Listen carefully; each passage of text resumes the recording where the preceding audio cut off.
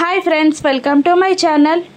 నిషి యువరాజ్ వైజయంతి డబ్బుల బ్యాగ్తో సహా బయటికి వెళ్తూ ఉండగా జగదాత్రి నిషిని అడ్డంగా ఆపేస్తుంది. నిషిక అని పిలుస్తుంది. కౌశికి కూడా ఎక్కడికి వెళ్తున్నావు నిషి, బ్యాగ్తో సహా అని నిలదీస్తూ ఉంటుంది. ఇక పని మీద బయటికి వెళ్తున్నాం అని నిషి చెప్పినా కూడా ఆ బ్యాగ్ ఏంటి అని ప్రశ్నిస్తూ ఉంటారు. ఇక నిషిక చెప్పకపోవడంతో జగదాత్రి నిషి చేతిలో ఉన్న బ్యాగ్ని లాక్కోవడానికి ట్రై చేస్తూ ఉంటుంది. గట్టిగా లాగేసరికి బ్యాగ్ కింద పడుతుంది.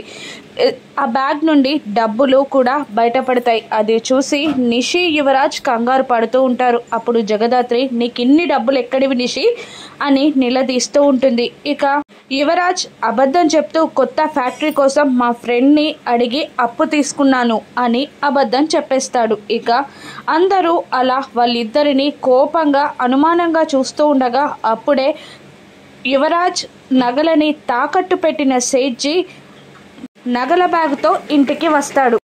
యువరాజ్ని చూస్తూ మీరు మంచి వాళ్ళు అనుకున్నాను, కానీ ఇంత మోసం చేస్తారు అనుకోలేదు. గిల్టు నగలని నాకు తాకట్టు పెట్టి నా దగ్గర డబ్బులు తీసుకుంటారా?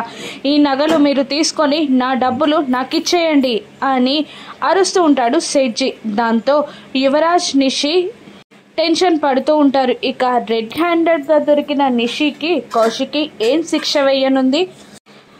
కేదార్ గర్ల్ ఫ్రెండ్గా జగదాత్రియే నటిస్తుందా? రాను ఎపిసోడ్స్లో చూద్దాం. Thank you for watching.